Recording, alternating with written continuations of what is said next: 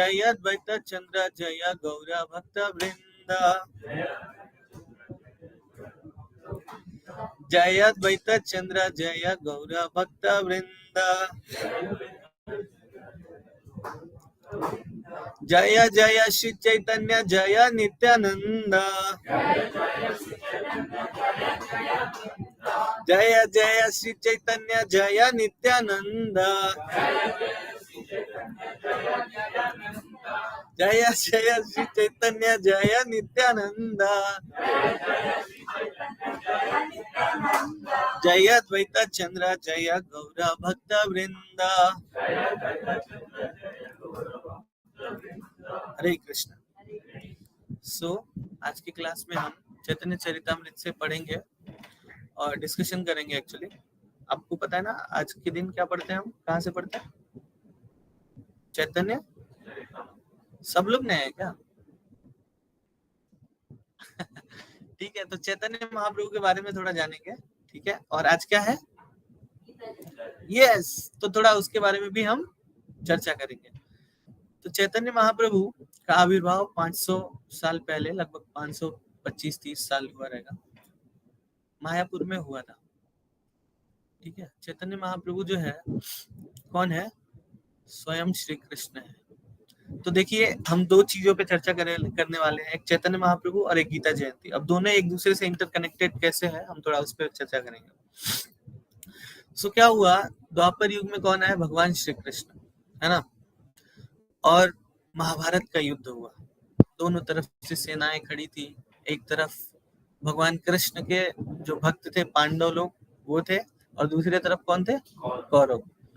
तो वहीं पर जैसे पूरी पृथ्वी का जो राज्य था वो हस्तिनापुर से चलता था। पूरे जो भी हस्तिनापुर का राजा होता था, कौन होता था? वो पूरे पृथ्वी का राजा होता था। तो उस युद्ध में दो ही ऑप्शन था, या तो आप हस्तिनापुर के साइड में हो या उसके विरोध में हो। तो जो साइड में था मोस्टली, वो कौन थे? मोस्टली क्या, सब लोग कौन थे? दुर्योधन के साइड में थे। और जो भगवान के साइड में, मतलब पांडव के साइड में थे, वो भगवान के साइड में। तो क्या हुआ, अर्जुन क्या है? युद्ध नहीं करना चाहते थे। पहले तो देखते हैं हम, अर्जुन और भीम जगह जगह पे, अगर आपने महाभारत देखा रहेगा, तो जब भी देखो तब अर्जुन और भीम एकदम दौड़ पड़ते थे लड़ने के लिए, है ना। लेकिन जैसे ही युद्ध का समय आया तो अर्जुन ने क्या हुआ, गांडीव सरकने लगा, रोंगटे खड़े हो गए, है ना, मन उदास हो गया, कुछ समझ में नहीं आ रहा है क्या करूं, गांडीव रख दिया और रथ पर बैठ गया। जब असली युद्ध करने का समय आया, उसके पहले तो कई बार बोलता था, कर्ण तुझे देख लूंगा मैं। भीम बोलता था दुर्योधन को, तुझे तो मैं एकदम मसल दूंगा, है ना, कितना बोलता था। ऐसे ही हम अपने जीवन में बहुत ब्लफ मारते हैं ना, लेकिन जब असली काम करने का समय आता है तो क्या होता है? 0 सन्नाटा। ऐसा ही हुआ। तो भगवान ने भगवत गीता बोली। ठीक है, अब गीता के बारे में हम बाद में चर्चा करने वाले हैं, लेकिन इस डिस्कशन में पहले ही आ गया गीता। तो भगवान ने गीता बोली और फिर अर्जुन क्या बोले? नष्टो मोह स्मृति लब्धा तत्प्रसादान में अच्युता स्थितो अस्मि गत संदेह करिष्ये वचन। मेरा मोह दूर हो गया, मेरा संशय दूर हो गया। ठीक है, अब मैं अपने ज्ञान में स्थित हूँ। अब हे भगवान, अब हे कृष्ण, जो बोलो करिष्ये वचनम, तो जो बोलोगे वो करूंगा, युद्ध बोलोगे युद्ध करूंगा, छोड़ना बोलो छोड़ना करूंगा। तो 45 मिनट का जो भगवान ने भगवत गीता सुनाई, उसके बाद अर्जुन रेडी हो गया फाइट करने के लिए। लेकिन अर्जुन ऐसा भगवान के साथ होते हुए भी उनके साथ ऐसा कैसे हो गया कि उनको गीता सुनाना पड़ा, या फिर वो युद्ध नहीं करना चाहते थे? एक्चुअली ये भगवान का लीला है। भगवान ने लीला सिर्फ और सिर्फ इसलिए किया ताकि आने वाला जो मानव समाज है वो देख सके, जान सके। एक्चुअली वो हमारे लिए था, है ना। तो भगवान अर्जुन को निमित्त बना के भगवत गीता बोले। ऐसे ही हमारे जीवन में भी बहुत सारी प्रॉब्लम्स है, लेकिन हम किसका सुनते हैं? मोटिवेशनल यूट्यूब गुरु, ये गुरु वो गुरु नहीं। भगवान ने ऑलरेडी प्रॉब्लम का सोल्यूशन किस में दिया है? भगवत गीता में। जैसे अर्जुन का प्रॉब्लम दूर हुआ, वैसे हमारा भी हो सकता है। अब क्या हुआ, धीरे धीरे भगवत गीता में ही भगवान एक जगह बताए है कि ये ज्ञान मैंने बहुत पहले दिया था विवस्वान को, लेकिन समय के साथ वो ज्ञान क्या हो गया? लुप्त हो गया। अब फिर जैसे ही महाभारत खत्म हुआ और फिर कलयुग जैसे ही आया, और फिर 5000 साल बीत के गया तो फिर से भगवत गीता लोग भूलने लगे। अब भगवान फिर से आए, किस रूप में? चैतन्य महाप्रभु के रूप में। अब उसके बहुत सारे रीजन्स हैं कि चैतन्य महाप्रभु क्यों आए, लेकिन उसमें सबसे बड़ा रीजन जो एक्सटर्नली हम देख सकते हैं वो फिर से भगवत गीता का प्रचार प्रसार करना है। क्योंकि वो देखे तो गए थे हमारे लिए, लेकिन हम क्या करें फिर से, जैसे अर्जुन के समय में पहले दिया था विवस्वान को, 432 करोड़ साल पहले दिया था। अर्जुन से 432 करोड़ साल पहले दिया था, लेकिन फिर क्या होगा, नष्ट हो गया। लेकिन फिर अर्जुन को दिया, लेकिन फिर कलयुग में क्या हुआ, नष्ट तो हुआ नहीं, लेकिन लोग क्या करने लगे, भूल गए। तो फिर भगवान चैतन्य महाप्रभु का है। तो चैतन्य महाप्रभु के आने के कुछ कॉन्फिडेंशियल रीजंस थे, तो उस पर हम थोड़ा चर्चा करेंगे और फिर भगवत गीता के बारे में बातचीत करेंगे। तो चैतन्य महाप्रभु कौन है? स्वयं साक्षात श्री कृष्ण है। लेकिन मूड क्या है उनका? उनका मूड क्या है? श्रीमती राधा रानी का। ठीक है। कृष्ण कौन से वर्ण में थे? श्याम वर्ण के थे। चैतन्य महाप्रभु कौन से वर्ण में है? गौर वर्ण। इसीलिए क्या नाम है चैतन्य महाप्रभु का? गौर सुंदर, गौर। ठीक है। सो जो पहला रीजन था, तो हम चैतन्य चरितामृत से पढ़ रहे हैं ये सब। ठीक है। किसी को जानना हो तो आदि लीला के चौथे चैप्टर से ये सब चल रहा है। और प्रभु जी, आप लोग अगर किसी ने अटेंड किया होगा, ऑनलाइन में भी जुड़े हुए लोग, तो प्रभु जी ने वही चैप्टर लेके चल रहे हैं। तो प्रभु जी लेक्चर में जो जो बोले वही मैं बोलूंगा, बिकॉज चैतन्य चरितामृत है ना, हम अब जैसे मैं ही पढ़ रहा हूँ, हम समझ तो सकते हैं थोड़ा थोड़ा, पर उसको बोलने का हमारा क्या है ना, क्वालिफिकेशन नहीं है। चैतन्य चरितामृत बहुत ही गुह्य नॉलेज है। प्रभुपाद जी बोलते हैं कि भगवत गीता क्या है, हमारा 12th है, और ग्रेजुएशन हमारा क्या है, श्रीमद् भागवतम। लेकिन ये जो चैतन्य चरितामृत है, चैतन्य महाप्रभु को समझना, वो क्या है, हमारा पीएचडी है। भक्ति में हमारा क्या है, पीएचडी है। तो मैं तो अभी 12th में भी नहीं पहुंचा हूँ। ठीक है। तो मैं पीएचडी का ये बातचीत कर रहा हूँ। तो जो सुना हूँ प्रभु जी से, मैंने वही बोलने वाला हूँ। तो प्रभु जी बताए थे और थोड़ा नोट डाउन भी कराए थे। तो पहला रीजन था to release the position of Shrimati Radha Rani. अब देखो, चैतन्य भगवान श्री कृष्ण क्या है, साक्षात भगवान है, सब कुछ जानने वाले हैं, है ना, सब कुछ करने वाले हैं, है ना।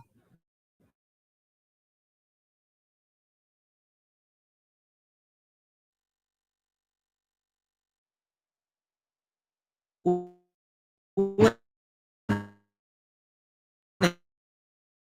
नहीं जानते भगवान, है ना।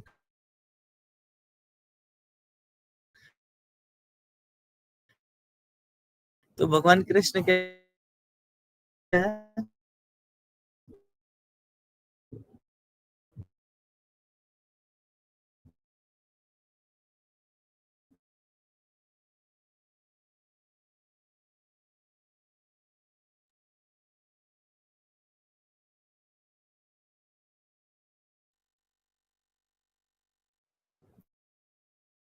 राधा।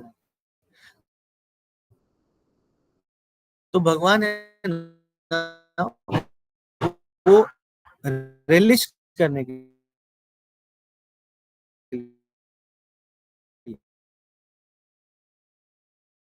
के रूप में। शरीर किसका है, कृष्ण का। पहला, ट्रांसडेंटल मेलो ऑफ हिमसेल्फ, भगवान खुद का पोजीशन जानना चाहते हैं कि मेरा पोजीशन क्या है, और फिर इसीलिए वो चैतन्य महाप्रभु के रूप में आए। To enjoy the bliss tasted by Radha Rani. देखो, कृष्ण को है ना सब सुख है, द्वारिका में भी, वृंदावन में भी सब सुख है, पर राधा रानी कृष्ण के साथ बैठी है और मधुमंगल आके बोलते हैं कि मधु गया। मधु मतलब मधुमक्खी गया, और राधा रानी बेहोश हो जाती है। तो कृष्ण वो नहीं समझ पाते कि राधा रानी हमसे कितना प्रेम करती है। So to enjoy the bliss tasted by Radharani, Chaitanya Mahaprabhu came. Krishna came as Chaitanya Mahaprabhu. ठीक है। अब देखिए, अब ये तो हो गया बड़ा कॉन्फिडेंशियल रीजन जिसपे मैं कुछ बोल नहीं सकता, पर मैंने ऐसे लाइन लाइन से बता दिया। अब जो मेन रीजन जो हम जान सकते हैं, समझ सकते हैं, बोल सकते हैं और जो हमारे काम के लिए है, उस पर मैं बोलना चाहता हूँ। तो जैसे मैंने बताया कि भगवान ने अर्जुन को गीता बताई, लेकिन फिर लोग क्या हो गए, फिर से to preach the same knowledge again he came as a Chaitanya Maha, ठीक है। सो जब चैतन्य महाप्रभु आए तो उन्होंने क्या प्रचार किया, सिग्निफिकेंस ऑफ चैंटिंग ऑफ हरे कृष्ण महामंत्र, हरे कृष्णा कृष्णा कृष्णा हरे हरे, हरे Ram Ram Ram Hare Hare. So to preach this महामंत्र, especially चैतन्य महाप्रभु came, और किसके लिए, कलयुग में हम लोगों के लिए आए। कलयुग में क्या है, कलयुग में मंद सुमंद, मतलब हमारा जो मेमोरी है वो बहुत क्या है, अभी कल क्या खाया था वो भूल गया, शाम सुबह क्या किया वो भूल गया। तो हमको वेद याद रहेंगे क्या, भगवत गीता के 700 श्लोक याद होंगे क्या, मतलब याद करके कुछ ऐसा जरूरी नहीं कि याद करना है, पर हमको चीजें याद रहती ही नहीं है ना। तो हमारे कितने पुराण है, कितने उपनिषद है, श्रीमद् भागवतम है, भगवत गीता है ना, तो हम याद कर पाएंगे नहीं। इसीलिए चैतन्य महाप्रभु आए और क्या उन्होंने दिया, जो मेन, हाँ समरी ऐसा बोल सकते, समरी दे दिया, जो कंक्लूजन था वो दे दिया। Just by chanting the holy name you can get what, मतलब जो आपको जो असली चीज चाहिए वो मिल जाए, ठीक है। एक महाप्रभु के एक भक्त थे अद्वैत प्रभु, उन्होंने भगवान को बुलाया था, इसीलिए भगवान चैतन्य महाप्रभु के रूप में आए, एक रीजन ये भी है। और प्रभु जी अपने लेक्चर में बोल रहे थे, he came to teach us how to be a devotee, भक्त कैसे बनना है। चैतन्य महाप्रभु किस रूप में आए थे, भक्त के रूप में आए थे। भगवान स्वयं किसके रूप में आए थे, अब क्यों ऐसा हुआ था, क्योंकि भगवान स्वयं देखना चाहते थे कि भक्त का जो पोजीशन है कैसा है, मतलब वो जो भक्त लोग हैं भक्ति में कितने लीन रहते हैं, भक्ति में उनको जो ब्लिस मिलता है वो टेस्ट करने के लिए स्वयं भक्त बन के आए थे। अभी देखिए मायावाद लोग बहुत कहते हैं, बाहर के लोग जो भी ब्रह्मवादी है ना, क्या कहते हैं कि आप ये करो आप भगवान में ही मिल जाओ, है ना। पर हमारे यहाँ ऐसा नहीं है, हमारे यहाँ भगवान स्वयं क्या बन के आते हैं, भक्त बन के आते हैं। तो भक्त का पोजीशन हमेशा हाई है। जैसे कि आज एकादशी है, श्रीमद् भागवतम में एक कथा आती है अम्बरीश महाराज की। अम्बरीश महाराज ने एकादशी का उपवास किया था निर्जला, और द्वादशी के दिन पारण करने वाले थे। तो आज एकादशी भी है। So we have 3 reason to discuss, okay. So Ekadashi के दिन आज आप कितने लोग फास्टिंग कर रहे हैं, वेरी नाइस। सो एकादशी के दिन उपवास करना चाहिए, बहुत ही उसका एक बार हम लोग ने डिस्कस किया था, प्रभु जी भी बोलते हैं। तो आज मोक्षदा एकादशी है, जो एकादशी रहता है उसको शॉर्टकट में बता रहा हूँ, उसको डायरेक्ट मोक्ष मिलता है, ना सिर्फ उसको बल्कि उसके पूर्वजों को भी मिल जाता है। जो भी पूर्वज कहीं फंसे होंगे, आप जिस पीढ़ी में घर में परिवार में जन्म लिए हैं उस पीढ़ी में अगर कोई फंस गया होगा, तो मोक्षदा एकादशी का व्रत अगर आप ऐसा पारण करने के बाद उनको देते हैं तो उन लोग का भी उद्धार हो जाएगा, न सिर्फ आपका बल्कि उनका भी। तो अम्बरीश महाराज जो है एकादशी का उपवास किए हुए थे और द्वादशी का पारण करने वाले थे। उसी समय दुर्वासा मुनि आए और उनको क्या किए, रोक दिए, और उनको वो भोजन करना चाहते थे दुर्वासा मुनि, और बोले मैं अभी जस्ट स्नान करके आता हूँ और फिर मेरे लिए तैयार रखो सारा आइटम्स। और इधर क्या है, आप लोग जो एकादशी का व्रत रखे हैं, आप लोग को पता है ना कल द्वादशी के दिन समय से पारण करना है, ठीक है। जितना इम्पोर्टेंस आज एकादशी उपवास करने का है, उतना ज्यादा इम्पोर्टेंस कल द्वादशी के दिन समय से अन्न लेने का है, पारण करने का है, ठीक है। तो अम्बरीश महाराज का जो टाइम था वो उस टाइम में उपवास तोड़ने वाले थे, लेकिन क्या हुआ, दुर्वासा मुनि उसी में आ गए और फिर वापस आए नहीं, नहाने गए तो, ठीक है। और तो क्या हुआ फिर, अम्बरीश महाराज ने वहाँ के जो ब्राह्मण लोग थे, साधु लोग थे, उनसे राय मशविरा किया, चर्चा किया, और फिर उन्होंने तुलसी का पत्ता ऐसे ले लिया। लेकिन जब दुर्वासा मुनि आए तो अपने योग विद्या से जान गए कि इसने कुछ तो ले लिया है ना। तो श्राप नहीं दिया, ऐसे बाल से ऐसे निकाला और फिर एक राक्षस, बहुत भयानक राक्षस उसी से बाल से बन गया। तो ये थोड़ा लगा देंगे क्या लैपटॉप में? नहीं नहीं टू आप लगे, टू आप नहीं दीजिए, अब बैठिए वो। हेलो, हरे कृष्णा। हरे कृष्णा प्रभु जी, थोड़ा सा रिपीट करो ना थोड़ा।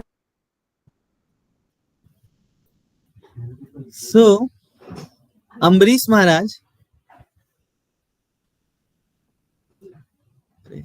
हाँ सो अम्बरीश महाराज ने no AC no mike, we are I don't know like if you require you can, बोल दो ठीक है। तो लिटिल डिस्टर्बेंस इज हियर।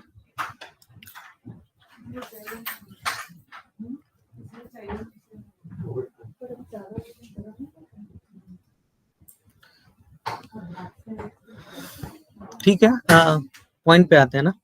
तो अम्बरीश महाराज, थोड़ा सा पहले से बोल देता हूँ। अम्बरीश महाराज तुलसी का पत्ता ले लिए थे अपना फास्ट ब्रेक करने के लिए। अब दुर्वासा मुनि को क्रोध आया, बाल ऐसे तोड़ा, फेंका, एक राक्षस हुआ और फिर वो मारने दौड़ा किसको? अम्बरीश महाराज को। लेकिन भगवान बोलते हैं कि जो मेरा भक्त रहता है ना। अब एग्जैक्ट श्लोक आई don't no but I have heard this, okay. भगवान बोलते हैं कि जो मेरा भक्त है, तो मेरे सुदर्शन के भी अनेक अनंत रूप है और वो हमारे भक्तों की रक्षा के लिए हमेशा उसके पास ही रहते हैं। तो हम लोग अगर भक्त बनेंगे तो सुदर्शन को देख सकते हैं। पर अम्बरीश महाराज तो स्वयं भक्त थे, है ना। तो क्या हुआ, वो सुदर्शन निकले उसमें से और उस राक्षस को क्या कर दिया? फिनिश, एक ही बार में। Thank you. सो फिनिश, राक्षस क्या हुआ? फिनिश। आप लोग समझ रहे ना। और फिर वो मारने दौड़ा किसको? दुर्वासा मुनि को। अब दुर्वासा मुनि इतने महापंडित, और दुर्वासा मुनि भाग रहे, लड़ नहीं रहे उससे, भाग रहे, जान रहे कि मार देगा। भागते भागते कैलाश पर्वत पे गए, फिर ब्रह्मा जी के सत्यलोक में गए, स्वयं साक्षात अखिल ब्रह्मांड नायक विष्णु के पास गए। विष्णु बोले नहीं, हम कुछ नहीं कर सकते, आपको कहाँ जाना है? उन्हीं के पास जाना है। तो भक्ति की महिमा अनंत है। उनके पास गए, आप लोग कथा जानते होंगे। उनके पास गए और फिर अम्बरीश महाराज 1 साल तक वो दौड़ते रहे और अम्बरीश महाराज 1 साल दरवाजे पे खड़े रहे।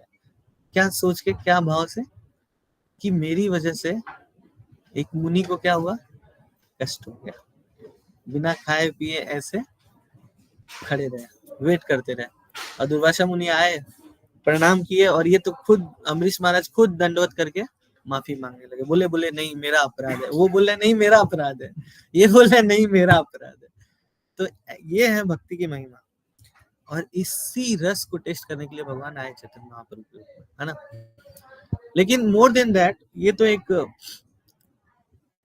भक्त है अम्बरीश महाराज, लेकिन भक्ति में सबसे श्रेष्ठ कौन है? कौन है? हाँ, तो इसमें भी एक कथा है, पर वो लंबी है तो मैं पूरा बोलूंगा नहीं। ऐसे ही कथा है, तो उसमें एक नारद मुनि के साथी है, वो पूछते हैं कौन सबसे बड़ा भक्त है। और ऐसा पूछते वो उद्धव जी के पास पहुंचते हैं, है ना। क्योंकि उद्धव जी क्या करते हैं, भगवान के साथ में ही रहते हैं हमेशा, और भगवान जो कुछ भी छोड़ते हैं। और देखो उद्धव जी का शरीर एकदम श्याम सुंदर के जैसे है, जैसे श्याम सुंदर वैसे उद्धव जी। बस अंतर क्या है, जैसे जब उद्धव जी संदेश लेके गए थे गोपियों के पास, तो गोपियों ने देखा कि हाँ ये तो सीधे सीधे हमारे श्याम सुंदर के जैसे ही है। पर अंतर कैसे था? अंतर बस किसमें था? हाँ, नेत्र में था, आंखों में थी।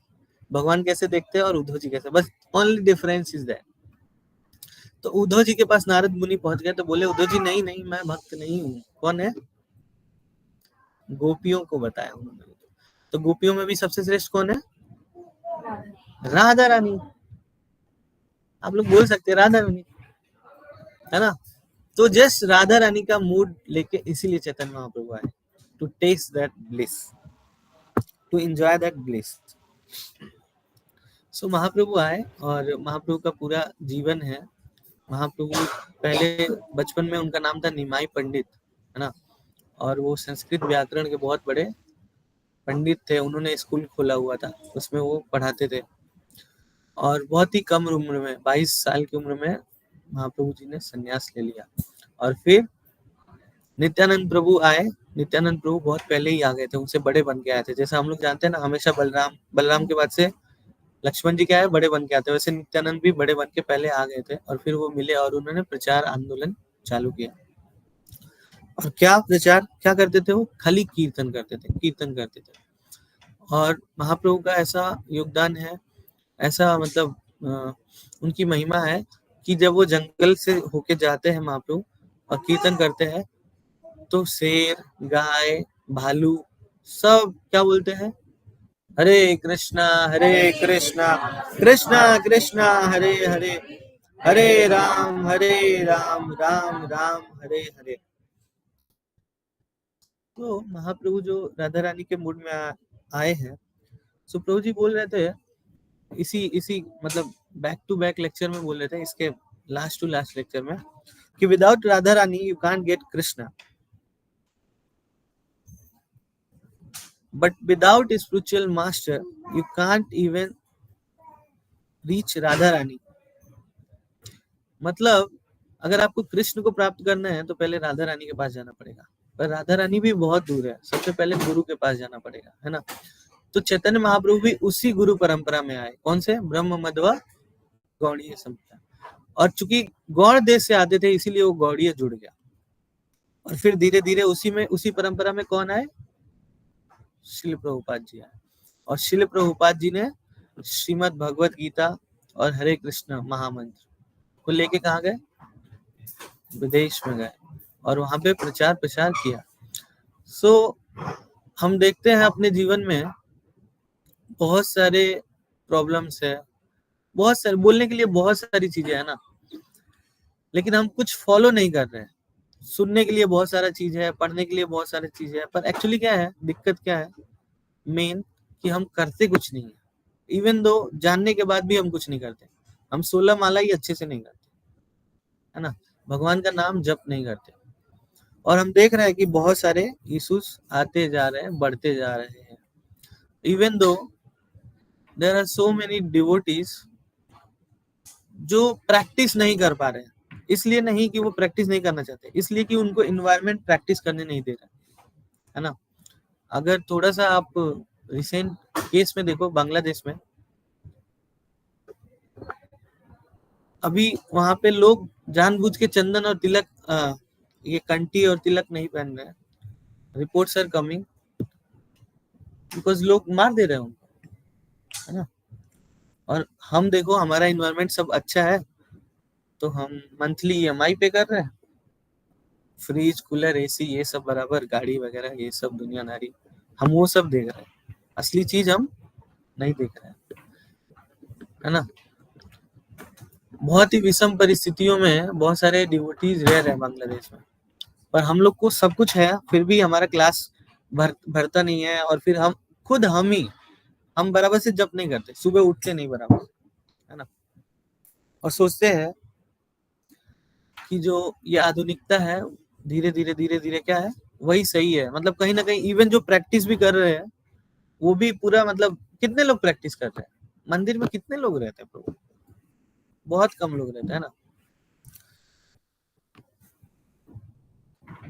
तो हमको हरे कृष्ण महामंत्र क्या है, जप करना चाहिए। सब लोग आई एम श्योर जो नहीं जप करते हैं वो आज से जप करेंगे, है ना, दूसरों को भी बताएंगे। यही सिर्फ और सिर्फ यही करने के लिए चैतन्य महाप्रभु आए थे। The only reason to preach this Krishna consciousness to everybody।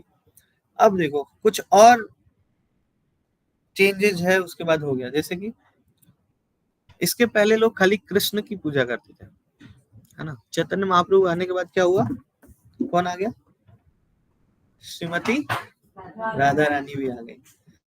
तो क्यों? बिकॉज जो भक्ति में जो राग भक्ति है, जो प्रेम भक्ति है, वो पहले कोई नहीं जानता। तो भक्ति का जो उच्च स्तर है, प्रेम भक्ति, वो चैतन्य महाप्रभु ने हमको दिया है। और वो उच्च स्तर हम कैसे प्राप्त कर सकते हैं? सिर्फ और सिर्फ जप करने से प्राप्त कर सकते हैं। उन्होंने ये भी बताया है ना। तो थोड़ा सा हम सोच सकते हैं, और प्रभुपाद जी कहते हैं कि जो भगवत गीता जो हम पढ़ते हैं और जब दूसरों को बताते हैं, तो हम भगवत गीता पढ़ रहे हैं अपने लिए और दूसरों को बता दिया, दूसरों को दे दिया। बहुत सारे लोग बहुत सारे भक्त नहीं है, वो स्टेशन पे है, वो रोड पे है जो भगवत गीता दे रहे हैं, यहीं के भक्त है ना। सो हमने पढ़ लिया और दूसरों को दे दिया, यही तो प्रचार है ना। उनको भी जोड़ लिया। अब जैसे एक भक्त अभी बता रहे थे कि वो 10 दिन से ही आ रहे हैं पर उनको अच्छा लग रहा है। सो अब ये अच्छा लग रहा है, हमको भी अच्छा लगा था स्टार्टिंग में हम आए थे, पर जब तक हम दूसरों को बताएंगे नहीं, प्रचार नहीं करेंगे, तो क्या है, वो रस जो है क्या होगा, खत्म होता जाएगा। राधा रानी क्या करती है? राधा रानी दूसरों को सेवा में लगाती है ना। जो भी है, जैसे कि अगर हम ब्रज की बात करें तो वहां पे जितनी भी सखियां है, जितनी भी गोपियां है, उनको राधा रानी सेवा में लगाती है। कैसे? जो भी कृष्ण जो भी लेते हैं, जैसे कि फूल बना, मतलब फूलों की माला हो, चाहे कृष्ण का जो भी रहता है श्रृंगार करना या जो कुछ भी करना, वो सारी सखियां ही करती है। लेकिन फिर वो राधा रानी के थ्रू क्या है, कृष्ण को मिलता है। और कृष्ण कौन है वो तो पता है ना आपको, परम भगवान है। सो इसीलिए हमको क्या करना है, भगवत गीता दूसरों को देना है। और ये किसने बोला हम लोग? प्रभुपाद जी ने बोला। जैसे प्रभु जी ने बोला, without the mercy of Guru you can't gate Krishna.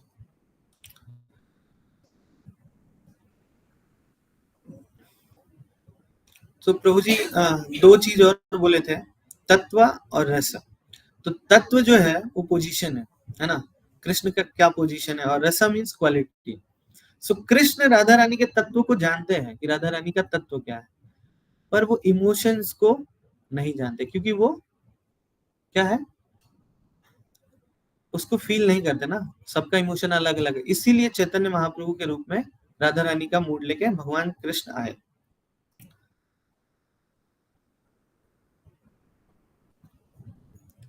Shrimad Bhagavatam में इसका उल्लेख है। अब देखिए, एक क्वेश्चन रेज होता है यहाँ पे कि कुछ लोग बोलते हैं कि चैतन्य महाप्रभु कृष्ण नहीं है ना, क्योंकि वो लोग जानते नहीं है। पर श्रीमद् भागवतम में ऐसा एक श्लोक है, कृष्ण वर्णम तुषा कृष्णम शांगोपांगास्त्र पार्षदम यज्ञे संकीर्तन प्राये यजंती ही सुमेधसः। अच्छा, आप में से कितने लोग चैतन्य महाप्रभु को पहले से जानते हैं? कोई जानता है? नहीं जानता है, बहुत कम लोग जानते हैं, क्योंकि भगवान का बहुत ही गुह्य अवतार है चैतन्य महाप्रभु का, है ना। लेकिन श्रीमद् भागवतम में इनडायरेक्टली ये मेंशन है, कृष्ण वर्णम तुषा कृष्णम शांग, कृष्ण वर्णम तुषा कृष्णम शांगोपांगास्त्र पार्षदम यज्ञ संकीर्तना प्राय यजंती ही सुमेधसा। वो आएंगे और क्या करेंगे, संकीर्तन का प्रचार प्रसार करेंगे। सो संकीर्तन का प्रचार प्रसार हम जानते हैं चैतन्य महाप्रभु ने किया है, और हमको करना है संकीर्तन ही, ठीक है। सो अब आते हैं हम गीता जयंती पे, कि कैसे गीता भी ज्यादा इम्पोर्टेंट है, और कैसे महाप्रभु ने गीता का प्रचार किया, कैसे प्रभुपाद जी ने जाके विदेशों में इसका प्रचार प्रसार किया। अच्छा, एक श्लोक मैंने और लिया था, जैसे कि गोपियां भी गाती है। ये जो गीत है श्रीमद् भागवतम, वो जो भगवत गीता है वो क्या है, कृष्ण की वाणी है। कृष्ण ने अपने मुख से बोला है, और कब बोला था? 5000 साल पहले कुरुक्षेत्र में बोला था, ठीक है। उसी समय गोपियों ने एक गीत गाया था, कब? जब वो ब्रज में भगवान थे, और उसको किसने लिखा था? श्रील व्यासदेव ने लिखा था। तो हम ये रेफरेंस ले सकते हैं कि कैसे एक ये चीजें एक दूसरे से कनेक्टेड है। तब कथामृतम तप्त जीवनम कविभिरीडितम कल्मषापहम श्रवण मंगलम श्रीमदाततम भुवि गृह्णन्ति ये भूरिदा जना। ये जो आपका कथामृत है, कथामृत क्या? एक तो भगवान का कथा, जैसे कि श्रीमद् भागवतम है, और दूसरा क्या? भगवान का बोला गया श्रीमद् भगवत गीता, ये जो इस समाज में, इस पृथ्वी पे जो भी पीड़ित लोग हैं, है ना, शोषित लोग हैं, जो दुखी लोग हैं, उनका जीवन है भगवत गीता। ऐसा हम सुनते हैं ना कि भगवत गीता से पढ़ के बहुत सारे लोगों अपने जीवन के कष्ट से निकल गए। जैसे कि एक फेमस एग्जांपल है नेल्सन मंडेला का, है ना। प्रभुपाद जी के एक शिष्य हुए हिज होलीनेस भक्ति तीर्थ स्वामी महाराज, ठीक है। तो वो साउथ अफ्रीका में प्रचार करते थे, आप लोग जानते होंगे क्या, कोई जानता है क्या? साउथ अफ्रीका में वो प्रचार करते थे। तो नेल्सन मंडेला को तो सब लोग जानते हैं ना। तो वो मिलने गए थे क्योंकि नेल्सन मंडेला बहुत सालों तक, लाइक 28 सालों तक जेल में रहे, और जेल में उनको कठिन यातना दी गई, मतलब बहुत ही खराब स्थिति में रखा गया, ऐसा कि मर जाए, पर वो मरे नहीं, somehow or other। तो भक्ति तीर्थ महाराज गए और उनको गीता दिए और प्रचार करके एक दो श्लोक बोले, ठीक है। तो अभी जैसे बोल रहे थे सर्वधर्मान परित्यज्य, तो नेल्सन मंडेला आगे का सब बोल देते थे, सर्वधर्मान परित्यज्य माम एकम शरणम भज। पूरा उनको गीता बाय हार्ट हो गया था। कैसे? तो फिर भक्ति तीर्थ महाराज से डिस्कशन हुआ, बोले कि my only shelter is Gita. 28 साल में मैं सिर्फ बच गया हूँ, किसकी वजह से? गीता की वजह से। मेरे को कठोर यातनाएं दी जा रही थी, बहुत सारा, मतलब जेल में रखा गया, अलग सेल में रखा गया, खाना नहीं पीना नहीं, बहुत सारा। और somehow or other वो सेल में ही गीता पहले से रखा था, और ऐसा प्रभुपाद जी का गीता नहीं, पर रखा था गीता, खाली वो इंग्लिश में था, मतलब वर्ड टू वर्ड मीनिंग जैसे, मतलब प्रभुपाद जी का गीता नहीं, पर गीता उनको मिला था, है ना। और गीता पढ़ के क्या हुआ, 28 साल तक वो अपना पूरा झेलते रहे, और बाद में निकले, और हम सबको पता है उनको क्या बोलते हैं, दक्षिण के गांधी बोला जाता है। और इवन दो गांधी जी भी जेल में रहे या बाहर रहे, हालांकि प्रभुपाद जी बोलते हैं कि उनका बस एक ही मिस्टेक है कि वो भक्त से गीता समझे नहीं, है ना। किसी भक्त से समझना चाहिए, इसीलिए हम भगवत गीता लेते हैं। तो अभी जैसे हम लोग ने भगवत गीता ले लिया, जान गए, तो अब ये नहीं कि हम खाली जाके घर पे पढ़ते रहे और सोच ले कि हमको सब पता चल जाएगा, एक दिन रिवील हो जाएगा, ऐसा नहीं। हमको भक्त से समझना चाहिए, और भक्त कौन है? श्रील प्रभुपाद है। तो श्रील प्रभुपाद का लेक्चर भी हमें सुनना चाहिए। श्रील प्रभुपाद का लेक्चर ऑनलाइन भी अवेलेबल है, कहीं से भी आप लोग लेके सुन सकते हैं। और अगर आप इस क्लासेस में आते हैं तो बहुत सुंदर है, क्योंकि हम लोग वही बोलते हैं जो श्रील प्रभुपाद जी बोले। श्रील प्रभुपाद जी कहते हैं कि मैं जो कुछ भी बोल रहा हूँ ये मेरा नहीं है, सब मेरे गुरु महाराज का दिया हुआ है। और ऐसे करते करते, जैसे कि हमको पता है, गुरु परंपरा से हम जुड़ जाते हैं। कृष्ण वंदे जगत गुरु, कृष्ण क्या है? पूरे जगत के गुरु है। तो हम ऐसे परंपरा से जुड़ सकते हैं, और फिर हम गीता को समझ सकते हैं, अपने जीवन में उतार भी सकते हैं। जैसे कि बहुत सारे लोगों ने अभी एक सुनीता विलियम्स का भी है, वो भी लेके गई थी Gita, and she mentioned also about this. So there are so many like example। तो ऐसे ही हम भी अपने जीवन में भगवत गीता को लेके आगे बढ़ सकते हैं। So इसीलिए आज क्या है? गीता जयंती है। तो किसके पास गीता नहीं है? सबके पास है। Oh very nice. तो जिसके पास गीता है उसको क्या करे? गीता पढ़े, और दूसरों को क्या करे? हाँ, तो कुछ ऐसे डिवोटीज हैं जिनके घर में या जो अपने फ्रेंड्स को गीता देना चाहते हैं। जैसे कि हम धीरे धीरे, ऐसा प्रभुपाद जी ने ये एक्चुअली प्रचार किया था कि पहले गीता को किस में रखो, लाइब्रेरी में दो, स्कूल में दो, फंक्शंस में लेके जाओ, पर पूरी तरीके से हम अभी तक अपना नहीं पा रहे। हम लोग जानने के बाद भी हम सोचते हैं कि गीता पढ़ लिया, घर पे ही रख दिया, और फिर बाहर जाके कहीं तो कुछ पार्टी वार्टी अटेंड करके दूसरा कुछ करके आ जाते। नहीं, हमारा एक ही बिजनेस है, क्या है? हाँ, गीता को डिस्ट्रीब्यूट करना, गीता पढ़ना। तो इनडायरेक्टली एक जगह प्रभुपाद जी बोलते हैं कि जैसे कि एक एग्जांपल है, प्रभुपाद के एक शिष्य हुए, तो राधा रमन एक मंदिर है वृंदावन में। तो प्रभुपाद के शिष्य और राधा रमन मंदिर के पुजारी से बात करने लगे। तो राधा रमन मंदिर के पुजारी बोले कि आप इस जन्म में बहुत तीव्र भक्ति करोगे तो अगले जन्म में राधा रमन के पुजारी बनोगे। अब राधा रमन का पुजारी बनना क्या है, ठीक है, मैं थोड़ा सा बताता हूँ। गोपाल भट्ट गोस्वामी हुए हमारे, ठीक है, थोड़ा सा ज्यादा हो रहेगा। तो गोपाल भट्ट गोस्वामी है ना, एक जा रहे थे कहीं से रास्ते में, तो एक रात हुआ, तो एक जगह घर पे रुक गए एक ब्राह्मण के। तो ब्राह्मण को कोई संतान नहीं था, तो ब्राह्मण ने बोला कि आप थोड़ा मेरे पे कृपा करिए, मेरे को आशीर्वाद दीजिए कि पुत्र हो जाए, और पुत्र होगा तो वो मैं आपकी सेवा में भेज दूंगा। ठीक है। तो गोपाल भट्ट गोस्वामी ऐसे ही बोल दिए हाँ ठीक है हो जाए। तो एक पुत्र हो गया, और बहुत सालों बाद पुत्र हुआ। और वो ब्राह्मण भी बहुत अपना बात का पक्का, पत्र लिखा कि आप मेरे घर आए थे, आपने आशीर्वाद दिया, ये पुत्र हो गया, ये मैं आपको सौंपता हूँ। वो पुत्र को पत्र लेके गोपाल भट्ट गोस्वामी को भेज दिया। ठीक है। बाद में उनको एक और पुत्र हुआ। अब गोपाल भट्ट गोस्वामी राधा रमन की पूजा करते हैं। राधा रमन पता है ना, शालिग्राम से प्रकट हुए हैं, पता है ना सब? ठीक है ना। गोपाल भट्ट गोस्वामी के पास शालिग्राम शिला थी। ठीक है। और वो शालिग्राम शिला झोला में रख के चलते थे, और जहां मन करे वहां खोल दिया, पूजा पाठ कर लिया, फिर से झोले में लटका दिया।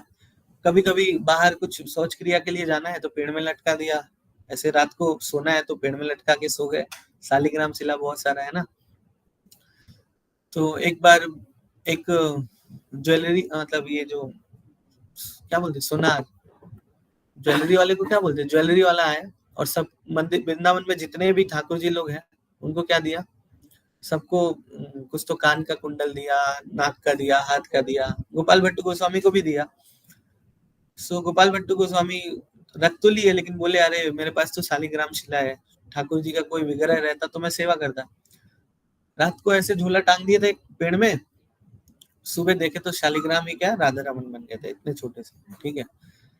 सो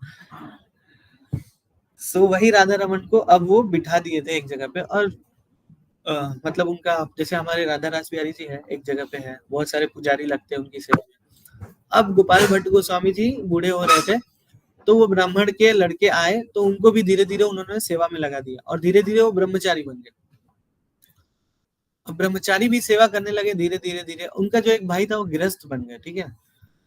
सो अब ये बूढ़े होने लगे, तो अब ये सोचे कि अब राधा रमन को किसको सेवा में लगाऊं, तो फिर अपने भाई को बुलाए और उनको सौंप दिया। और फिर क्या हुआ, भाई के लड़के, लड़के के लड़के, लड़के के लड़के, गोस्वामी सब लोग बन गए। तो उनके परिवार में जो जन्म लेता है वही राधा रमन जी की सेवा करता है। तो वो लोग अपने को बहुत लाइक, वो है भी लाइक, वो वृंदावन में ही रहते हैं, वो सब फॉलो करते हैं। ऐसे कुछ लोग ऐसे भी है जो नहीं फॉलो करते, लेकिन वो बोले कि तुमको है ना गोस्वामी के घर में जन्म लेना पड़ेगा, तब तुम राधा रमन के पुजारी बनोगे। वो भक्त आके बोले प्रभुपाद जी को, प्रभुपाद प्रभुपाद वो ऐसा कह रहे थे कि तुम गोस्वामियों के घर जन्म लोगे तो राधा रमन के पुजारी बनोगे। प्रभुपाद बोले नहीं ऐसा नहीं है, तुम कल फिर जाना उनके पास और बोलना जब इस जन्म में तुम राधा रमन का अच्छे से सेवा कर लोगे, अच्छे से पूजा करके पूरा, मतलब पूरा भक्ति हो जाएगा तुम्हारा, तो अगले जन्म में तुम न्यूयॉर्क में जन्म लोगे और वहां पर हमारी बुक्स डिस्ट्रीब्यूट करोगे। तो ये प्रभुपाद जी है।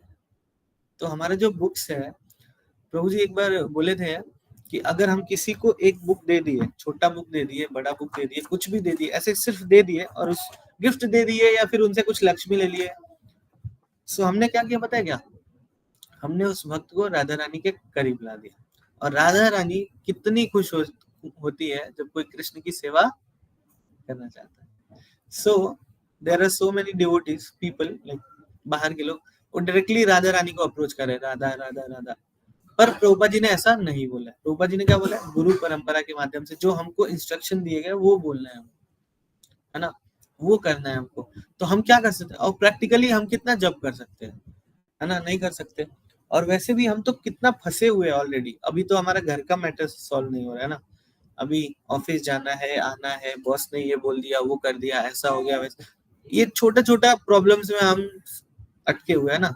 भगवान का भक्ति तो बहुत दूर है, उसके लिए तो हमारे पास टाइम भी नहीं है ना। लेकिन अगर हम छोटा छोटा सेवा करते हैं, अगर मान लीजिए हम, जैसे मैं कथा मतलब जो बोल रहा हूँ, ये एक सेवा ही है कि मतलब मैंने कुछ प्रिपरेशन किया, आप लोग को बोल रहा हूँ, वैसे ही आप लोग भी चल के आए, है ना, बहुत दूर दूर से बहुत सारे लोग आते हैं। भगवान कहते हैं कोई एक कदम मेरी तरफ चलता है, मैं उसकी तरफ कितना चलता हूँ, 1000 कदम। तो आप लोग कितने कदम आ गए कृष्ण के करीब, और तभी तो ये कथा सुन रहे हैं, तभी तो ये कृष्ण का नाम बार बार आ रहा है, राधा रानी का नाम बार बार आ रहा है, भगवान के हम और करीब होते जा रहे हैं। सो गीता जयंती के दिन, जैसे कि आज है, प्रभुपाद ने बोला कि जब गीता जयंती होगा पूरा महीने हम मैराथन करेंगे, पूरा विश्व के भक्त लोग मैराथन कर रहे हैं, तो आप लोग से भी जो ऑनलाइन भी सुन रहे हैं और जो लोग यहाँ पे भी है, वो लोग एटलीस्ट थोड़ा सा अपने को ही एक ऐसे कीजिए कि वाव लीजिए कि एटलीस्ट मैं अपने घर में अपने रिलेटिव्स को, है ना, भगवत गीता दूंगा या दूंगी, है ना, उनको बोलूंगी पढ़ने के लिए, उनको क्लास में लेके आऊंगी। यही सेवा है, यही भक्ति है और सिंपल है। प्रभुपाद जी ने इसलिए ऐसे दे दिया है ना।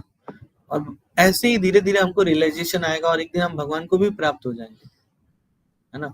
ऐसा नहीं कि बहुत कठिन भी है, हमको जंगल में जाना है और बहुत सारा तपस्या करना है, सब कुछ छोड़ देना है, ऐसा कुछ नहीं है। हम अपने दैनिक जीवन में गृहस्थ आश्रम में भी भगवान का सेवा कर सकते हैं, भगवान की भक्ति कर सकते हैं, बहुत सिंपल है। और ये पूरा पैकेज प्रभुपाद जी ने बना के दिया हमको। पूरा पैकेज क्या है? पहले हम आरती करते हैं सुबह में, फिर जप करते हैं, फिर कथा सुनते हैं, फिर दूसरों को सुनाते हैं, सिंपल। प्रसाद खाते हैं, दूसरों को भी प्रसाद ले जाके देते हैं। तो ये धीरे धीरे क्या है? भक्ति ही तो है और हम सबको भगवान के करीब ही ला रहे हैं। और यही तो प्रचार करना है। यही चैतन्य महाप्रभु ने कहा है, जा रे देखो तारे कहो कृष्ण उपदेश। जहां भी जाओ, जहां भी देखो, क्या करो? कृष्ण उपदेश।